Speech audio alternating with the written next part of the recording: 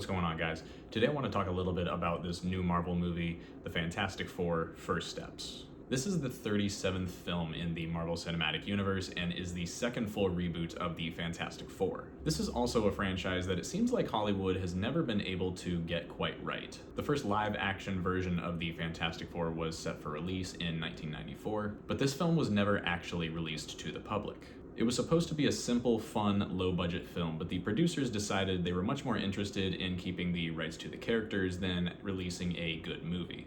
The cast and crew responsible for this film had no idea that all of the effort and passion that they were putting into this project was all going to be for nothing, which is honestly insane to think about.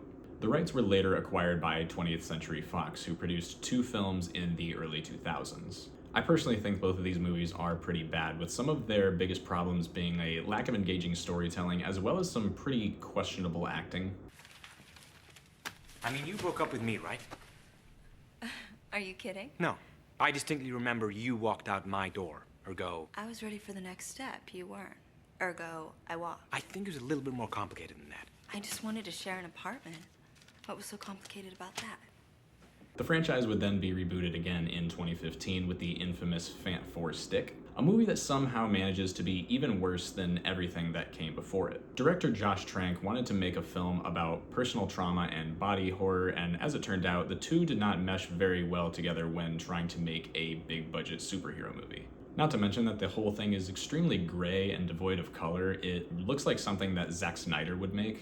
All hope for a quality Fantastic Four movie seemed to be lost until 2019 when Fox was acquired by Marvel, with the announcement that a new Fantastic Four movie was going to be in production. Which brings us to this new film, and I think it's pretty safe to say right off the bat that this is easily the best live-action Fantastic Four movie. Not that that was a very high bar to reach in the first place. The first thing that stands out to me is the overall aesthetic of the film. They really nailed the retro 60s futuristic vibe. The whole thing looks like a live-action Jetsons movie, not to mention this being the most comic-accurate depiction of the Fantastic Four maybe that we've seen. It's really nice to have two comic book movies released this summer that have a lot of respect for the source material and don't try to change the characters into something they're not.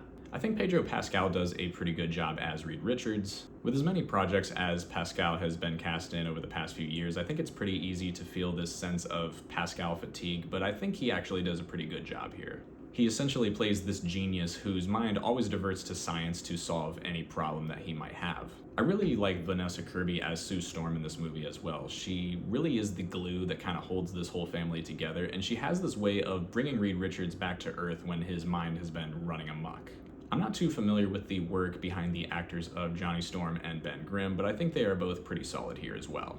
So this movie is set in an alternate 1960s New York, where the Fantastic Four are an established superhero group who are already beloved by the public.